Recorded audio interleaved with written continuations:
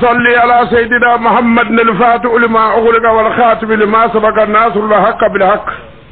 والهادي إلى صراطك المستقيم وعلى آله حق قدر مقدار العظيم أنت لرانك فريدولا نعم نوي جمالو سرفرانسري لوناني كابنجي كالو تلفولوما نعم أسام بافلا أني دورو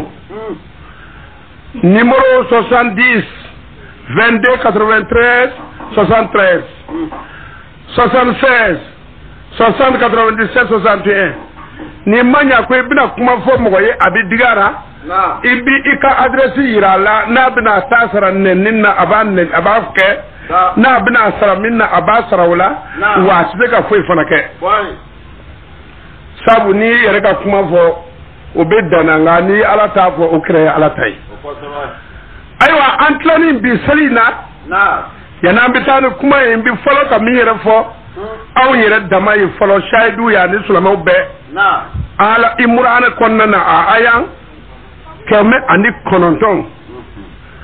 kuma folo mi fore ka di awma na amba janto olira me sulama yu free sabu tafe la nabi isa nana ako akamogo ma ako je n'ai été envoyé ko brebis perdu de la maison d'Israël andana ayul faka mogo ko alna wulu drone no fo folo na kana okunu okadina wuli ka jo sabu otunulembe ko yaro ka fare nyonka o ka kuma dina na ka dina wuli ka jo na note otunulembe sabu dina tinyangam na mo ta fotu ayele bana ka tage groupe do ta e to bien to ta kalama nabi isa na akoti keble ayulu yara ko bo kenega o ka foli damina aywa nabi isa du na ayi an ka cira ba ku fo ka bil akaka na chogomina alikraba inna na alika suroka atakuma fo ala imran kono kodi ala ya ala ne ka kuntum khayra ummatin ala ko amma akum man bewu na so heraman kera aw fanaye ukhrijat lin-nas wi aw bo jonya bo alay aw bo ta'muruna bil ma'ruf donc aw ka communauté akra communauté waraye na communauté min bora bella jene talo na donc aw na bina bel wele na ka do dinana mais fene dira o ma bina wele do na abina wele ni kan ne fene ba fa ka wele ako aw yo communauté de na mais en sulama yo communauté fi ka hadisa uta en faran na sisan ta la be femi fo na notre livre quel ne dira la communauté ma ako aw na wele kama aw na mo fe o kama aw ka communauté na wele kama na isaka communauté na aya foga teme wa aw na wele kama tanay wa tanhauna anil munkar ako aw na mo nya maru ni fenye fami lonendo niyama ko maarufu convenable fami tumbe anana tunu abisigi tu kan na mogoma o ka barake nay mogo talo mo wartate danga wartate anamande o talo jirame anamande sagale ako anana aw fe o de kama fami lonno de ako maaruf kame ale jieda tawrata dolendo lenjili dolendo korona kuma foni be tawrata lenjili kono katla ka fo awaye pour ga akana siga kuma na ko innahu la fi zubrul awwali akwa be gafi kono de akana ka aw nyana ko ko naji to ko la umma de atumbe gafi kono donc e kala korna nya fora du kuru kanka bampe u kateme adira mo folom ma olu ya nya fo baka bampe ka so ka tuka di amma groupe donc bible nous y tawratan l'injilu ye kan an ka qur'ana ma continuité le note amat ka bonyo na la wa tanhauna anil munkar akwai mo ko fatana ga bo fenna femin tunte nu nan be wole munkare ko je ko mun nan be ko do nan be do ba mun ka amman ni nyoy uti ba nyak mu ka dinni ma ni ba nyak mu ka amman ni nyoy mi ngon tumbe ka goro wole ni nga kuro mi ni ta amman ni nyoy koy wotuma abu fol ma ko munkar femin tite anana kurai be ba fere utashi lo akuma mafawo mo ce aw yer ma kuma me ko abinna anana to kayi munkar lo wole kitabu yi wa tu'minuna billah ako alu matenu no aw bi limina ni ala kelen pele aw te fe wara faraka wala ndate o manto fede kabu ala kada kam manto ko landa wara ni din do umma ko kanga ni la dani ke ka fari sulama ya kan ako madi aw ma fi tanay walau amana ahlul kitab me ala kuzasa akunna ya asro kitabiyya dingo betul limanira tawrata dira min umma lenjil dira min umma alu qur'atu na betul limanira do la kana khaira akwatu be ka herede o yima sayre ka kuma kai yalo alatna todumu atna finisiro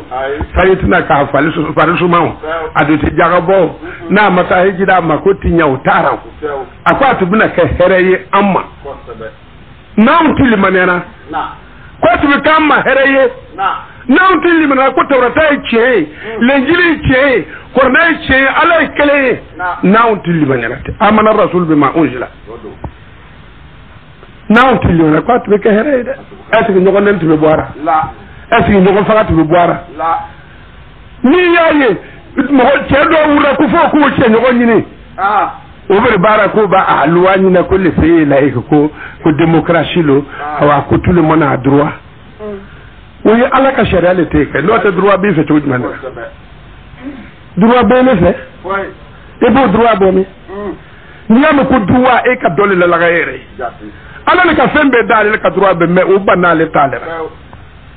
ko obota ka ayi a cena mbur kunna antu limaniana ambet ka to tawrata kono ka to lenjil kono ka to qur'anen kono na ke akwatu kama here jitu ka kuma no be ba mi londo ko me ko gouvernement ko abina afele ibi dimi gouvernement ko redo te siara akwai ni yele me akwai mi na bo gouvernement yele be nyanyinara ale re dimi ni mal farata se ko ina italo ko ibu ka shafona atlarera bulumba kono abi bondoro bien bodendo le efe tane minhumul mu'minun akum me abena ta kulli man yabaru ban chamade do so na tawrata ma ka so linjil ma ka so qur'an ma ka lo ala ikele ko mo be dane wa aktharuhum al-fasiqun ako me ko chenegala ga shance mana donc chenegala ga shan manga ba chenegala ne ka cha yana ga ba mancha a wuri ka ko dengel yasa ni chene kuma nan na fara ko buru korta ni buru korta yo na chenegala ne ka cha ele chenti ko kala ko ko so mana vu mamma shi cheye o yiwunya ani misale no na antunga lo kamili we nesire ne somna o tesome gbanza yewa isir lengwa yeso na ibisa kamuga masir lensa ko ba kayara abu kure ka ko blagoro kana maga kayara ka tro blagoro fa o yi shirike be abu kura o bi sumna ki kayere o tuma anya mina anfe afransa fo ire kadanyina. Vous formez la meilleure communauté. Visitez pour les hommes. Vous ordonnez ce qui est convenable. Vous interdisez ce qui est blâmable. Vous croyez en Dieu. Si les gens du livre croyaient, ce serait meilleur pour eux. Parmi eux se trouvent des croyants, mais la plupart d'entre eux sont pervers. Sourate la famille d'Imran, verset 110. Haya, anime, nyari ni fofolo. Na. Kuma de be ambido fo nyoye. Na. Amna jigi nyon kam mal. Jati. Sabu ka so yake. Na. Ala utala jieda ayi jagubla. Ayabla. Yalo jagubi kede. Mais ni jagu dante menado. Abidjan. Amache? Abidjan. Ala utala erjina so kan no commerce ye. Futun nyo firi bagaw. Kaba firi bagaw. Dimiri firi bagaw. Akad no wulu de. Ele kan nyo san. Wa kele ani keme duru. Ka bula ko ebri na fire wa kele ani keme segi walma ebri na fire wa fula ama banishima. Mais ene na ye ko sanyi be bana ele yere mena ka double ka table fo wanani sika jana me kono duma shiti wura kana da hijima hal nere le juwan be al kaba ya nambi lameligira e bobi tika jana me kono inga ni amanyi mogoma hal inga ni amanyi demba ya ma sabu ibi kan ngani ami mirite na ngani yanke da biye kono ke e re dembi shi kongo utewa alu yere ka laje kami kaba tumana au tara ka ta boro sa arben be wa kenegele masa ni anana gbele foga ta e tara kunu kun soro iba shere wa flow tono soro la de ibere ka yele me ka to do mangaten kono ka da sogo adaro ku fa ka se wa woroma ngani ya jugu bamu ba koki ma ta keli wuru kon te fonya akra bishula mawle ni jumalo sira bidlogi badu ambe ta shira ha limawu yerbe to kam ne ko dugu ni bambe me ko dugu be ka trayewa ngol mamu ka ba boro le bangel be woli amni ele le magbere yawa nani ti ko no ko bam tuna juna ala diraka chidunchi kide nana kana shibe ka ama foifo ay songon noya ay songon noya foga ta sa yama aka kidiya kara kelini kaka tuma ala bi zaka noya commerce aw mona wuru kwalu be ala njiru abika ankor mara bani jumalo sarga kolomboy fodo bi tuwandu tara tuwan sarga tuwanzu be mbele de tawo do tuwanyal ma yere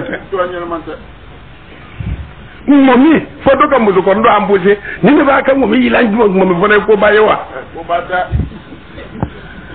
shaytanu no fa shwaru be nabi shabu yimuni ke atlera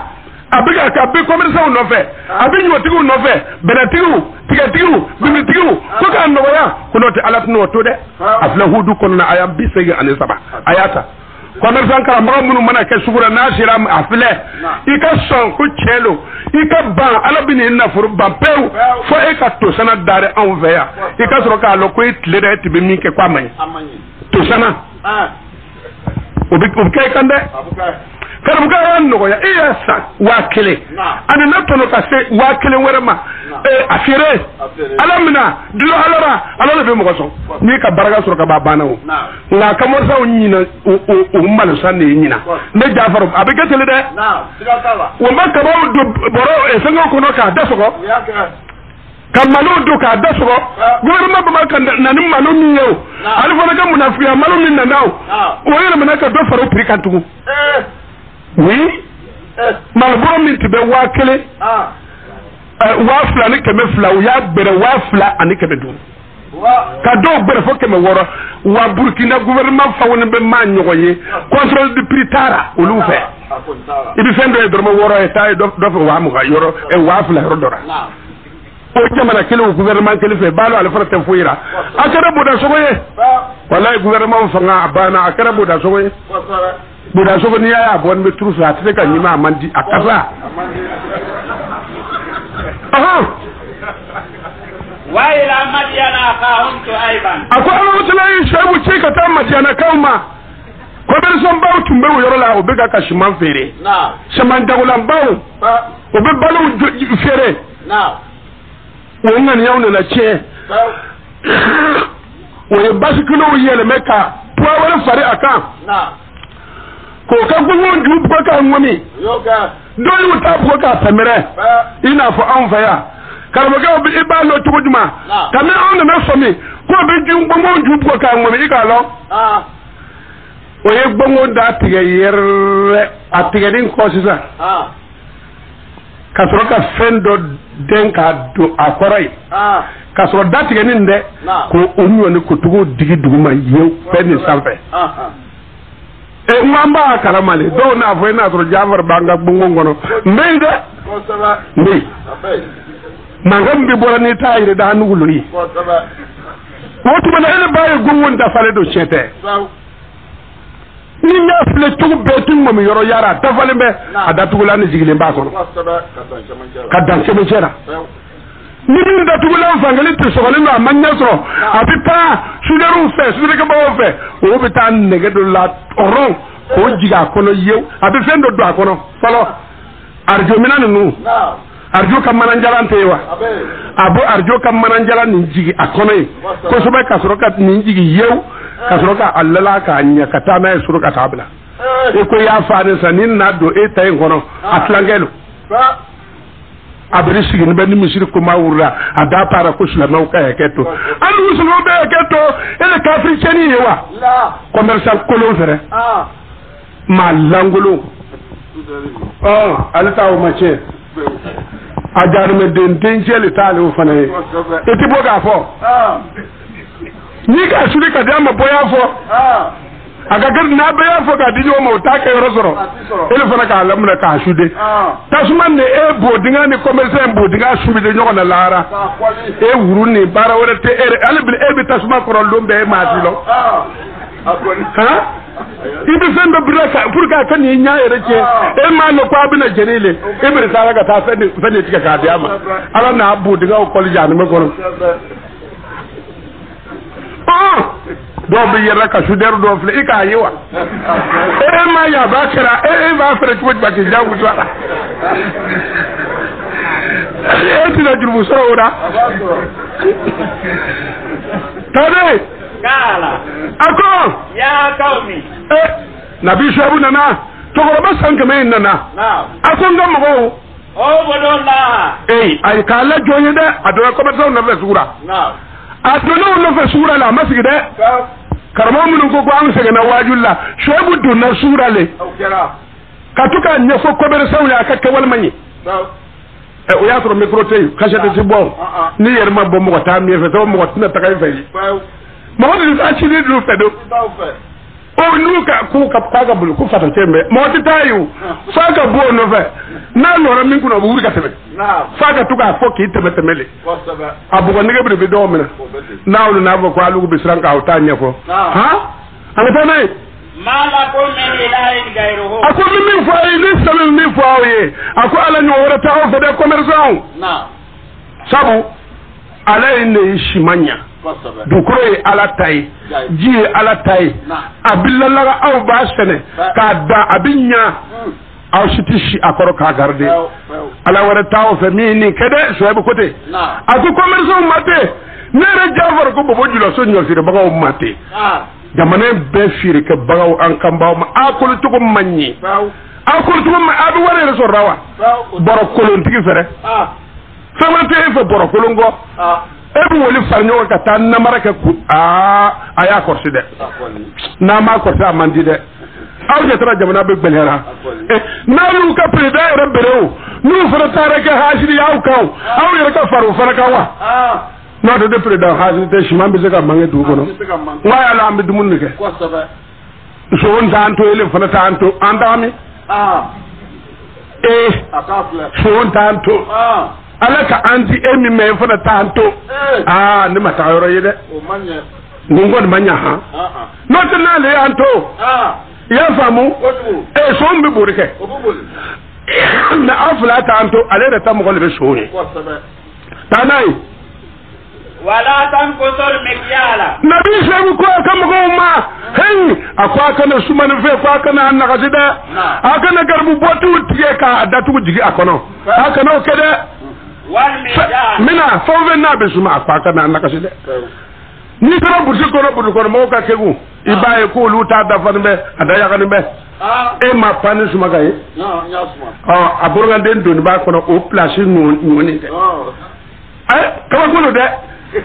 aburgandi churni be pani ngorote burgandi place nyo kana juama de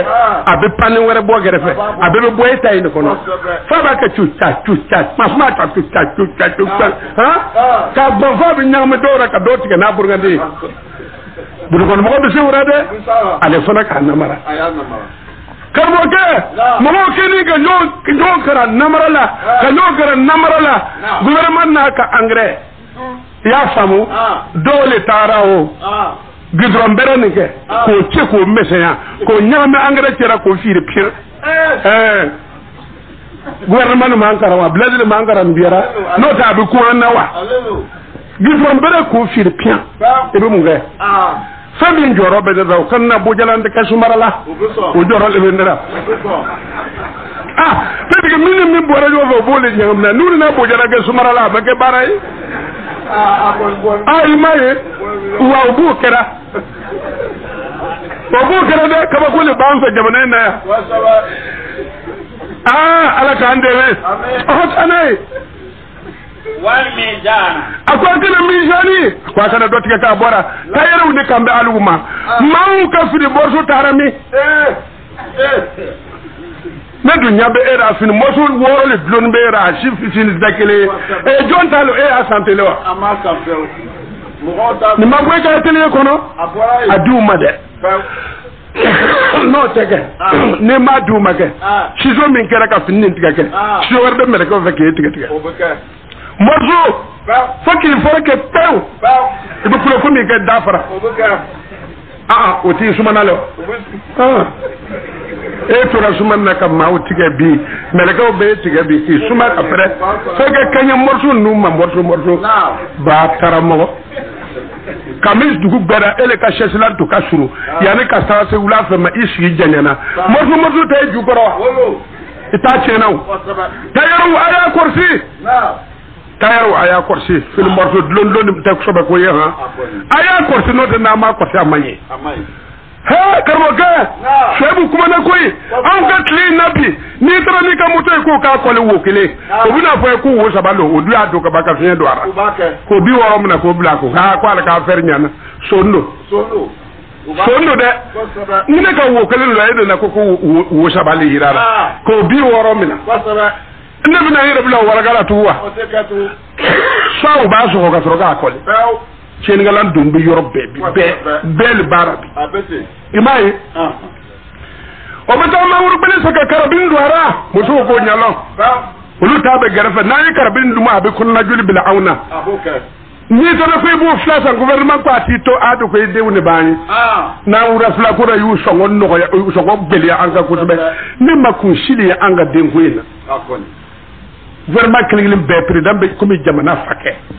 mais ata de tura o kera sisande farfuna faga chena ala ka ta drapeau di not ni makara ni ma fara fiu ata drapeau di an fagura tane inni arakum bi khairin nabi sabu ko akam goma akunne nyaba wura herbe awfe sabu herbe awfe shiman chaman bawfe baran chaman bawfe moye chaman be awfe mais awdu ti ma kede wa inni akhafu alaykum azaba yawmin muhit aw ka hore bayna ni berbe srana lonka jangata nya lonka jangata kana awasul enyugo commerçant ba ni commerçant bilbil bay jani me kono de ani jani me kakan i war soro muni e jeni ko ina ma soro ta lil fuqara wal masakin e boke muni e jeni beliyatu mana ko kana ne no ya te commerçant ibi shimasa ka bla ton na ya bara kuna na belen ba fi so belena e ki ngani ya sigi na belen ba fi so ngona commerçant e woledo ne ba sa wa kirgele ka bla ni na belen ni mo yu ta ke wannan binta de wafla e man na no ya yo nga commerçant bi daga ta be ko fo boro wannan ni kene do alu ni alache alu be kabar no santumana mena ati asan wafla fla lewa Prede out ya san wakili anike meduru utewa utewa so mi farakando imalo ni ndante mena antu to ibi ha wo shibi bonne tanai wa ya qaumi agono mgo afol mikyala wal mizana akau ay sumal fefa ay mizani to chugura aya fade aya kala diya ko aya dafa bu bu lo commerçant wa aya mewa ngado be sugura ke ba mena kabable ni firela no firela abiten nguru firela abenda mara sadri alal bi jere diriger note wulu kan nan ya ba an fakale jere diriger abi diriger ala le bolo ha ko do no kon ma ko so ngoy ra kwa be wa kale ngo utuna war so alo ka ke wakata ne ba lo ti sew mais ne min ko ka jigi ka ke kemefula nu ya ka kemefula ne ma war so do iger daga ni ngai ka wa alo hanakira wa kame aduma nga duge ama bawa no te bi jorro ni minu ye ko haya utna na dabda utna fa anga cedo ya fa be kashra from belera anga do bor tuna ke ni be ha ko makba folo kuma ga ya tara ka ba ku te pra ko pra ko ma do araba ko ga wa biya ku tige ni ma lo feminti bi juti ye no wa biya uche eti shari ikata ka shi ne an daga nga kuma eta kuma ku mutu mana kar mo je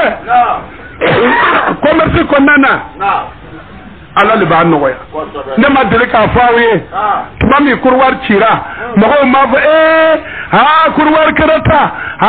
ko amma lo amina ke tuya minna angel daga uce na muni tradite shira herabi suraye akarata za babuga ko dugana ka babuga ko dugu ko ni mambe ni ko dugu wuri tuma ma sai ni manwar babuga ko dugu ko ni mambe ko la to di burkina faale mbeza jamana te aluwaze songo belera atere usana ko ba ayoro bella jeni jolin be o ba ke burkina yawa babo ga munge ati ba ko ati na aka jamana na ni ti do action ko ba so ko kabe do so be ka letri chuma ko na boale adotina fo vi be fa latina babo ye gbe na o be ke fa ma jume ne afọ onye na ngwa mele sama irisi ku au ka gade be bo sansa ati bo kurware ati bo lome ati bo fancy mo ne baby kege be dlaya ya anda ya ten child la ba muso yi nyoye o be na kelema wor man ko na au kon de me sabo au be muso ye ami nyini tasura la dondoni o tuma o yu nu de me no te chawdo na yu de ma kambe ba nyini yorote o lura wote ulura fo boke wo jombe udeme fana la ire ya udeme sawo wemma muso udeme kataka nyini ngarike adu bi segali dlatis kin bakur wala bi tega dlara kuma adun kedan joge na sa amuna du ko do nyini tega be nya yorome tega bara ku be nya yorome utara ben ko wurda wa ka chefo da ni babu tete burkina tibalo ko wurda ay kurwari wa imalu mo fagu ni be ko dugu babu ga muni kesiza onye na afa hadin na ka jugu ma ka wurda ka na fa ka ni manka sabu bana ku bi sawu fa ya naam obuga o maka ma herewa mo ko shiti dunya dirije ko ni ko bi dunya ke edel bi sege ti se fuira Ute? Naam. Alu kera muni ba fa ne dira ka fa yin ka kaje ta korowla aya ju suma akana green abu da fa ben no fa korowla ba usoro ya jaga ma usoro ya wa woro ma usoro ya wa kakao ma usoro ya wa kafe ma usoro ya wa ngo planchu minu be yiri fere sura ay taw nyinige ivoire ni ba nyi kana samba nyinara ya o ke ko kana samba nyinara o be kaga fa abla itara ni tara nanya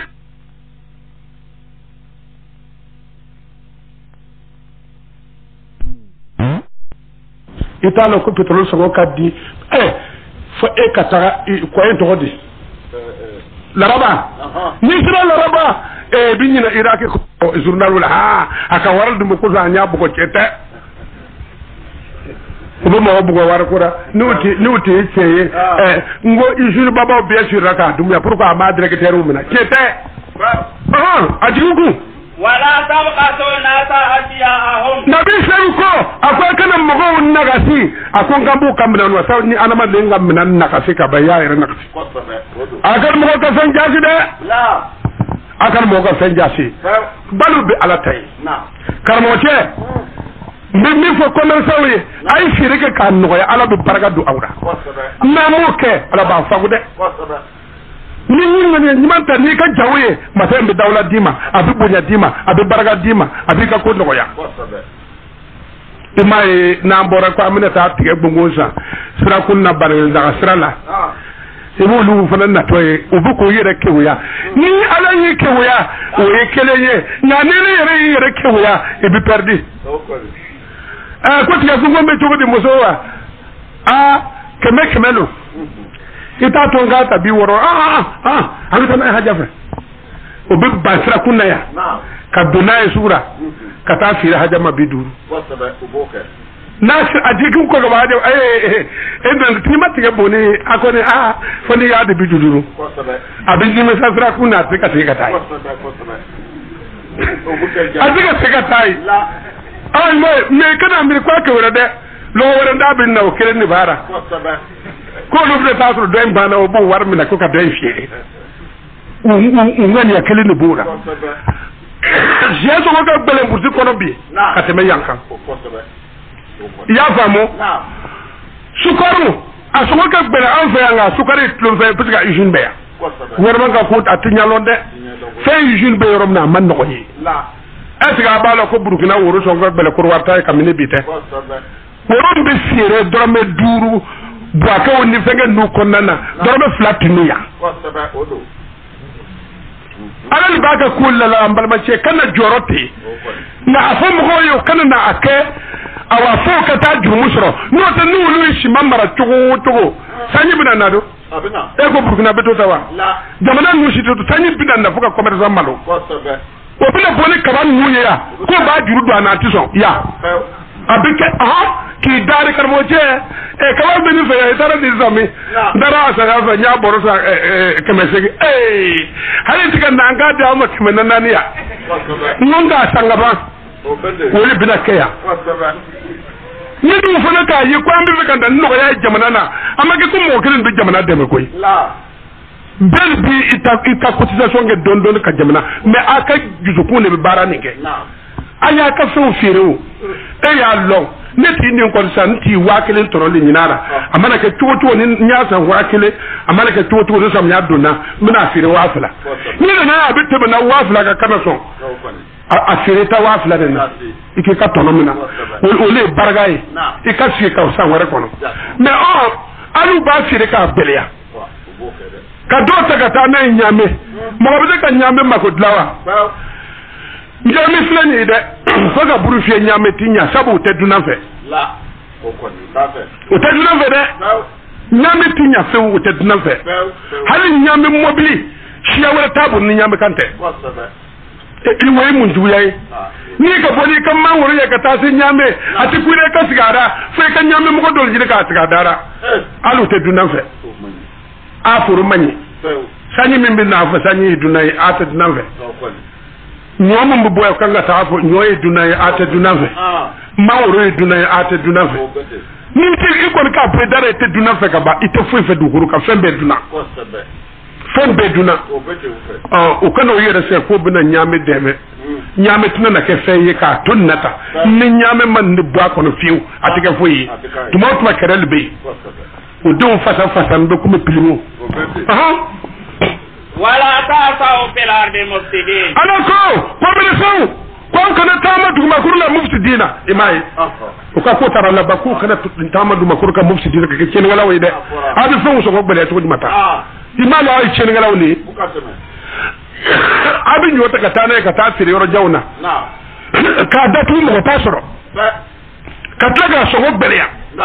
idu ku yi commerçant ni ministre ko kuma wurebe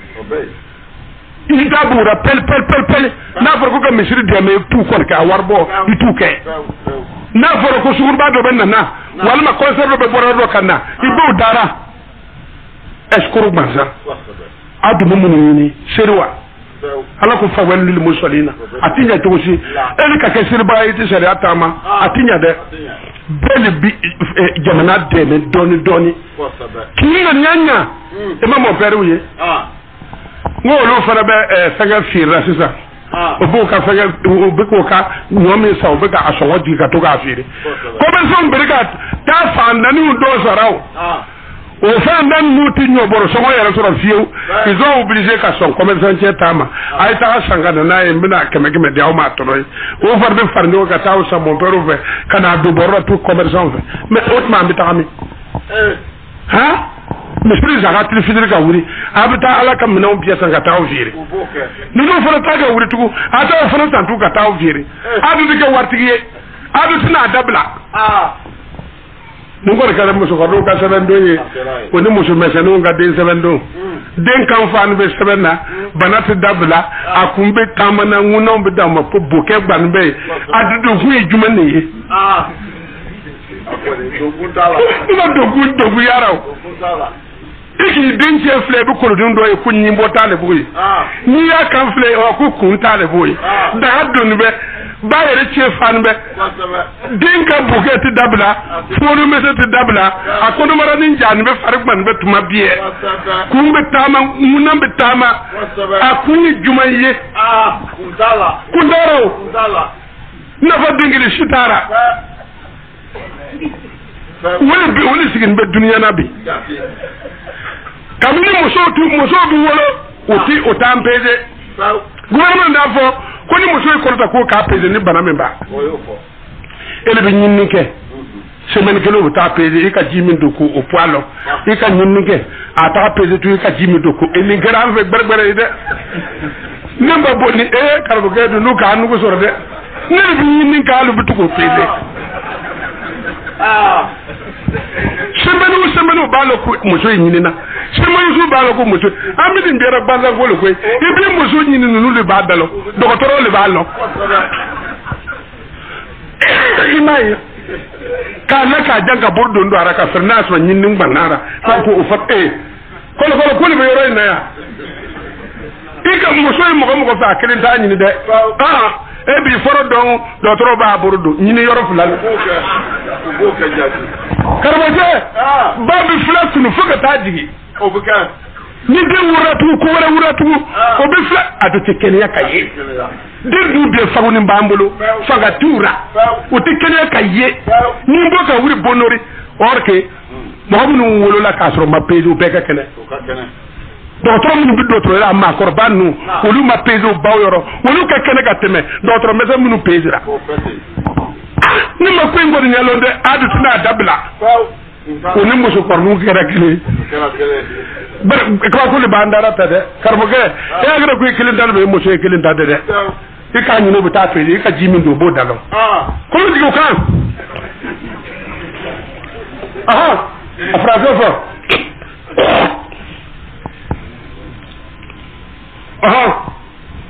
Nasumaya fait.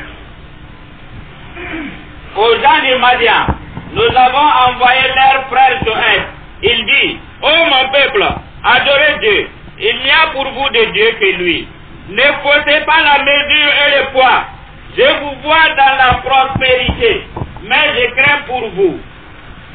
Le châtiment d'un jour qui enveloppera tout. Ô mon peuple,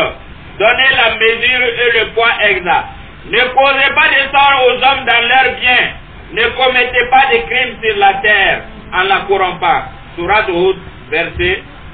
86. Aïe, allez, moulanta.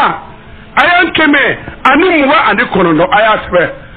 Ne b'a fɔ bilongora wɛrɛ k'a ɲɔgɔn fɔ I b'a la t'a fɔ kana maa ɲɛ filɛ mɔgɔ tɛ mɔgɔ ɲimi ka to k'a ɲɛ filɛ n'i ma ɲa ko I bɛ maanafin ɲimi a biri a ɲimi a kɔra fo I k'a ban Ala Imran kɛmɛ ni mɔgɔ ani kɔnɔntɔn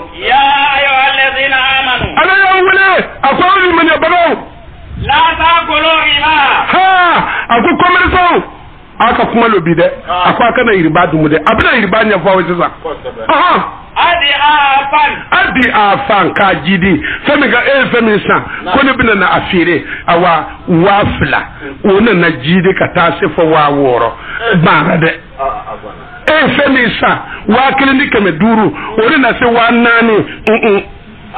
I ka 1000 ɲini k'a kɛ 2500 I k'a tɔ to yen dɛ Ala ko a kana kɛ dɛ n'o tɛ ko a ka commerce a n'a ka silamɛya tɛ taga dɛ taa n'a ye k'a jiri dun a ko a kana o kɛ dɛ a Israël ɲɛ commerçants Burkina commerçants ɲɔtigiw n bɛna sɔsɔtigiw tigɛnumurutigiw karamɔgɔ Israël ɲɛ n'o tɛ fɔlɔ mɔgɔw ka nalamaya fɛ n b'a fɔ I ɲɛna sɔsɔ bɛ funu yalo a b'o kalama nalamaya fɔsɔ min don e ka tuma o y'a don kun na o tun bɛ ka haramu dumu an ka sɛnɛfo fɛ n'a ye sɔsɔ barabara garo bongo ɲɛ kelen n'a taara ka taa a y'a don ji la a danna yɔrɔ min na dɛ n'a nana mɔ n'a y'a yɛrɛ ka na dara a bɛ mangu kuruso ba o jagalalen jagala kɔnɔ ko jɔn nana ka sɔsɔ don ale ka sɔsɔ nɔfɛ magi wolo ko indi ka sɔsɔ bɔ ni dumi sɔsɔ bɔ bɛ dɛ ale ti y'a don ji la k'a dan yɔrɔ min na dɛ a bɛ dɔ in wugu k'a firi a ti danna yɔrɔ min na a b'olu dun an ko wulu le nalimaw ye pourtant barika tigi yen de sani bɛ na a ɲama fɛn bɛɛ ka nɔgɔ o tɛ wa mais an ko wulu le nalimaw ye olu tun b'a kɛ ten fɔlɔ mɔden bɛ kɛ ka kuma commerçants kan bi pour k'aw mako ka dilan a y'a to a cogoya la dɛ karamɔgɔkɛ I tɛ taa 50 kilos sisan bɛ k'a ye 50 kilos ye biɲɛ dɔ b'u fɛ yen o biɲɛ nin a bɛ don bɔrɔ la wu baara a bɛ sɔrɔ u b'a bɔ dɔɔni dɔɔni k'u former k'u kɛ bɔrɔ wɛrɛ ye Ala ko I ka jaanimɛso kelen farala e t'a kan e m'a san n'o kan ye o jaanimɛso wɛrɛ farala e t'a kan e ma bɔrɔ kelen bɔ bɔrɔ kelen na wa e ka jaanimɛso fana ka jaanimɛso kelen woro I n'a sɔrɔ yen aw ka karamɔgɔ y'aw nɛgɛ nalamaw ko n'aw donna ko a bɛna bɔ Ala k'aw ɲuman don a bɔ kɔni tɛ kuma la o la a bɛ don ɲɛfɛ Ala k'aw don o y'aw nɛgɛ ko Ala kira bɛna aw surunandon Ala m'a kɛra ka don kira ka taa aw surunandon k'a filɛ surunandon de tɛ yen lasafa a ta kɔrɔna y'o fɔ taa n'a ye a ko commerçants o Isa tasuma ɲa a ko tasuma min lasago ni bɛ kafiriw ye commerçants kana to ka kɛ kafiriw ye n'aw ka jagofɛn na a jidira kojugu k'a tɔnɔ jidi kojugu a ko a bɛ kɛ kafiriw ye dɛ a bɛ kuma ne simanko de la dɛ a y'a kɔlɔsi a bɛ ka tɔgɔ la ko n'a y'a kɛ tan a bɛna jamana faama tɔgɔ tiɲɛ jamana faama tɔgɔ tɛna tiɲɛ o ale ka tɔgɔ tiɲɛ ko bɛɛ ye aw yɛrɛ taw bɛɛ an bɛɛ ta le b'a la kelen kelen I n'a fɔ anw ye karamɔgɔ ye n'an m'a ɲɛfɔ an de tɔgɔ fana bɛ tiɲɛ Ala fana t'an to yen o kosɔn an b'a ɲɛfɔ hali ni marifa loni b'an tɔn kɔrɔ Oh, vous y croyez? Ne vivez pas de l'isture, produisant plusieurs fois le double. Craignez Dieu, peut-être serez-vous heureux. Craignez le feu préparé pour les incrédules. Sourate la famille Imran, verset 130. Commerçant donc a fɔ yɛrɛ kɔnɔ an bɛna yɔrɔ ta e bɛ Matthieu filɛ fɛ dɛ 19:16 commerçants tɛ kisi dɛ aw kisi ka bɔ a gɛrɛfɛ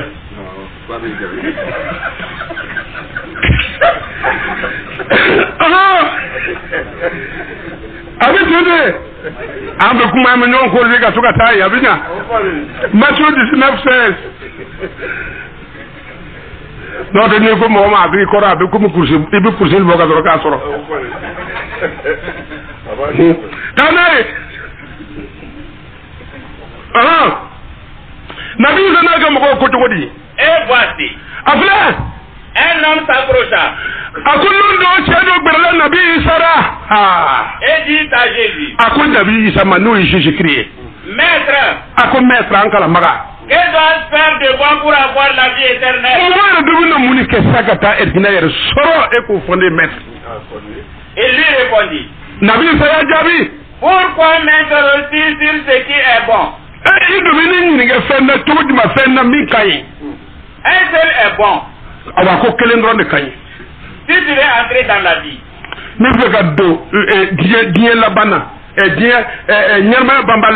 observe les commandements. Les 10 commandements de Dieu. Chrétien wa soraya. Ante metolo au bena église kono. Aku 10 commandements.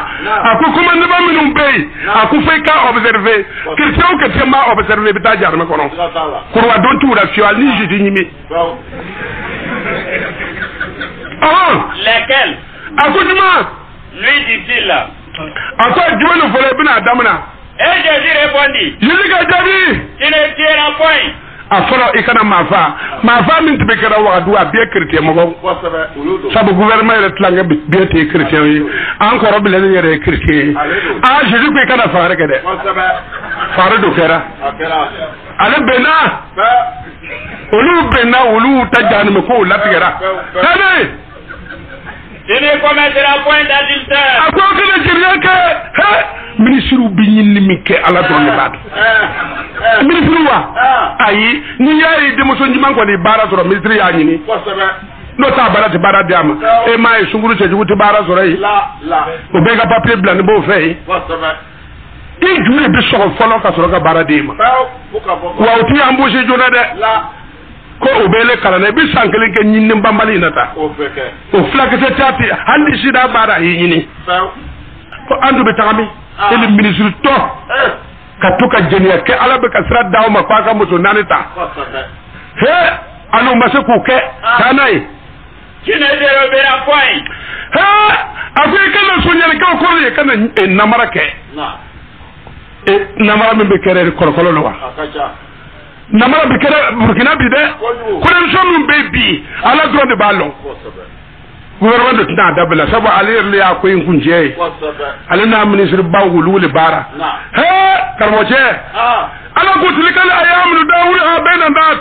ako mi lawnyel be mawni ñuko cede ni fama chairman ko nu dabla naka ministre akana miri ko ala se ka ñoni de ka bropeu ali ta yi ko kudi ta tewa ala ya faale ko ala ta dabla rawa ngala ga kudi ta be iti den halini marfaye kan man kan cira kinin fai bubure waitina masan wannan bi jigit ka kifa kudi ta yare ce jugu juma ne biya bandera anyo ifa manton biya ka baera kan ka manye de mo ko dugu bilbil bade la ya'lam junud rabbika illa huwa alakum mashiti alaka kardiga alaka karce wala fa ala ko so gouvernement ka jija kanya blete ka bamba kanya ka shige ka fo mo le yisigi mo mi yisigi burkina ya ala le yisigi no de zo mo ya ala le yisigi ni do ka ba barake ni alai mo ti alaka karce lo ni ala yerete la afara ba fe abu fe robe mo ti ka kudi ta ti kuyi ha wuzu se divisi de kudi ta ala ya fa ko mo wala libe bokana bewa fa manjube na mo ti bokare makibe yo apare be kay in minu sutaracho ko ta soro cho wolu bi ni fa ko fona ti na kede ebo burra o be de jati to digo apare be ka be sutra mo ti to yu ko do male bi nyoko na do metai mo si mala baga ko kete frawna naga ke ya kana jogodi nga ya ka ina bi Musa ta ka Allah mo oli kada kiri bai o tawa sai ni ka kalanke ka ka fama yi tuka fengo flakata na awa ika sike farana kana to yin ka bo ta fi yin ka tura amma ko bikira ala ko tilka la yamnu dawulu ha bayna nas akul lon alil ba yel me mo ni ñogoce ni sigira ka santa ñogo bo kada to gerfe mo ko ki nage ha yar ni tuli mo ne be jo de to kete alim yer ba fora tede abi fe ka boya ka si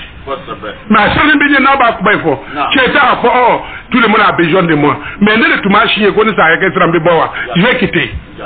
almi ni mo ko so ndina yere so sabu ala ko tilka la yamnu dawulu bayna nas ko be lu nyelma mo ngoni ñogoce nene banna ko ti yeleme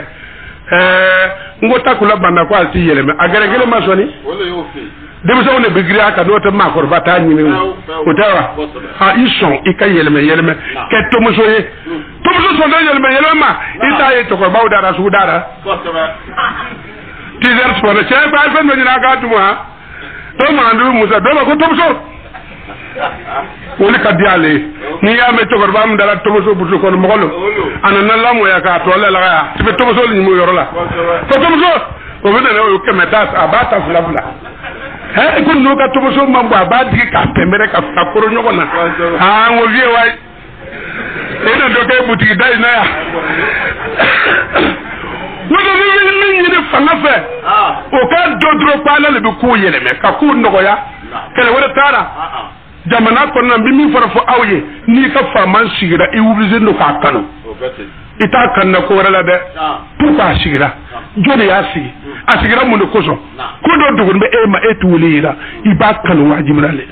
mais faama foyi ti faama bɛ foyi ti fanga bɛ fɔ danga n'i ka danga warala mɔgɔw kunna kɛ ala ti danga wɛrɛ wuli k'i bɔ k'i a tɛ kɛ ni bɛngbɛrɛ yɛrɛ ye nabi dawuda y'a kɛ a ka fanga na lahiri bɛlɛ minɛnen bɛ a fɛ ani ala cɛ mais ala y'a yuyu kalo damadamani a jɔnni bɔra k'a ɲɔni a denkɛ arusalɔn a yɛrɛ woroden o ni wura k'a b'a fa gbɛn ka di jɔn bɛ kuma wura k'a bɛn kalo wɔɔrɔ a bɛ yɛrɛ fara wura ka to ka si lori dɔ o taara an ture fara wura a yɛrɛ kamana gbanna denkɛ n'a ka kɛrɛjɛmaw ayi to ko oh éternel que mes ennemis sont nombreux quelle multitude se lève contre moi combien que disent à mon sujet plus de salut pour lui près de Dieu mais toi éternel tu es mon bouclier tu es ma gloire tu relèves ma tête de ma voix je crie à l'éternel et il me répond dans sa montagne sainte akasoro ka to mun duguma min dogora ma ha e moje dawda yuke maze ga soga dawda kisi dawda ka soga ko dabla dai jurmu kele ayi woleke fo ite fanga goro ni dangate ni bi fama ye ite kuma beme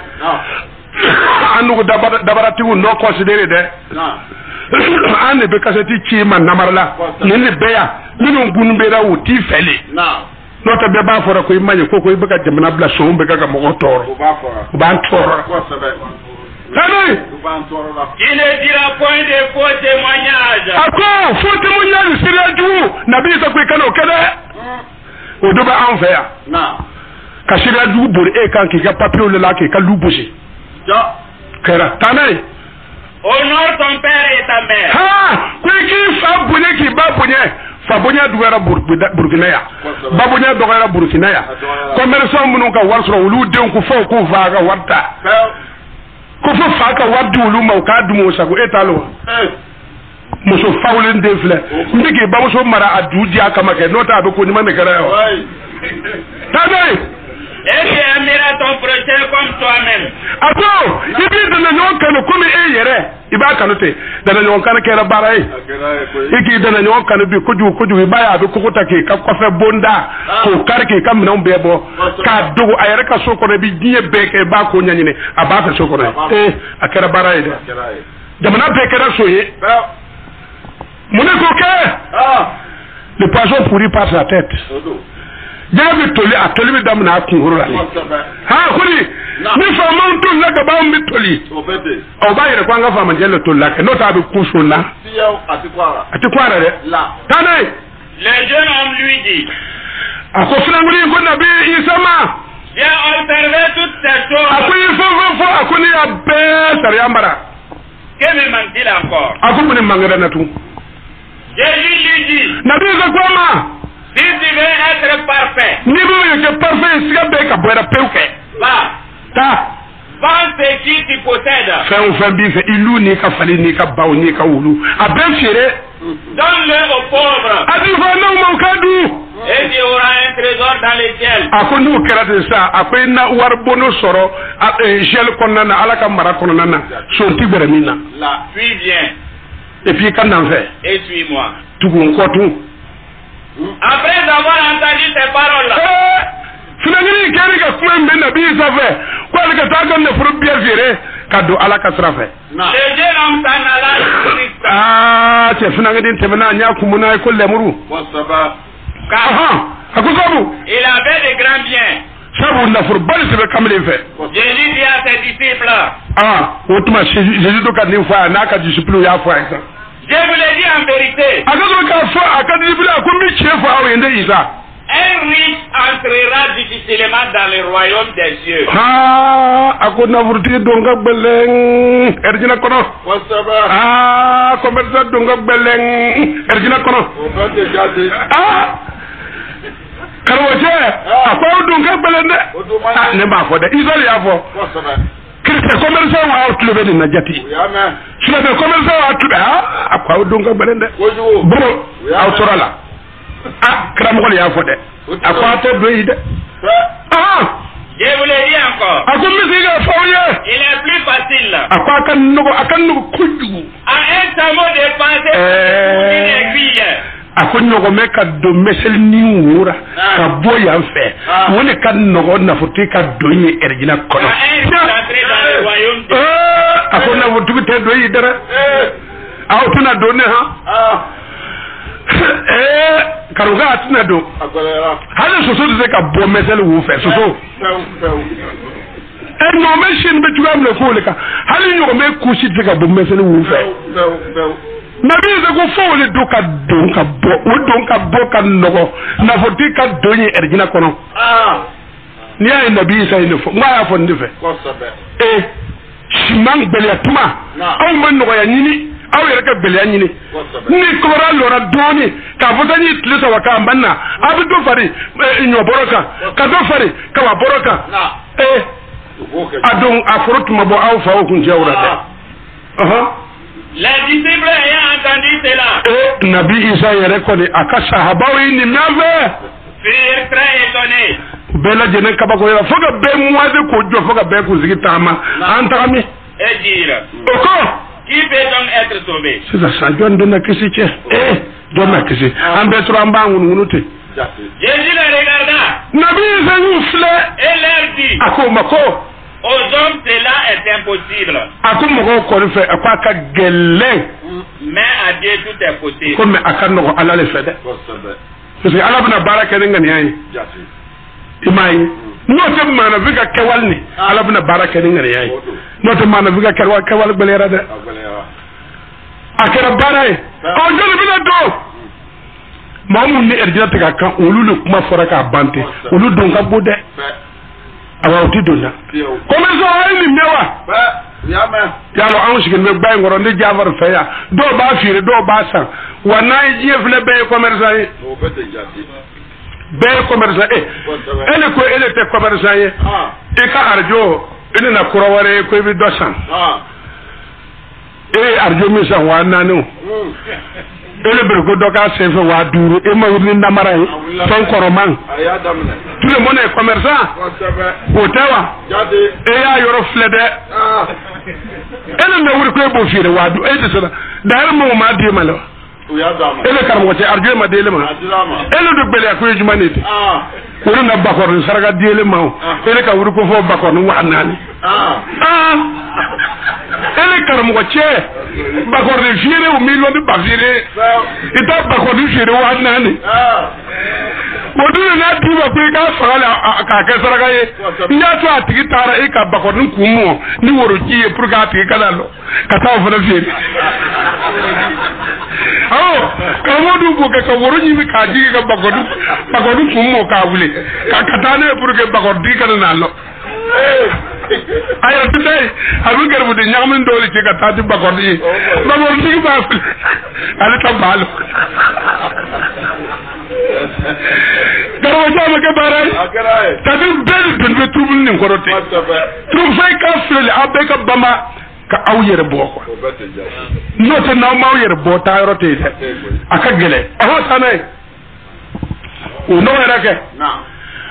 o andu ko yow tuya naw mun dube on fe sisa nanga kan ko fonyo ye suratul lahraf ko non nabi sallallahu alaihi wasallam mun foray ambo fe tawbatu tafono bit segi anani e kala arafu tabi 7 kon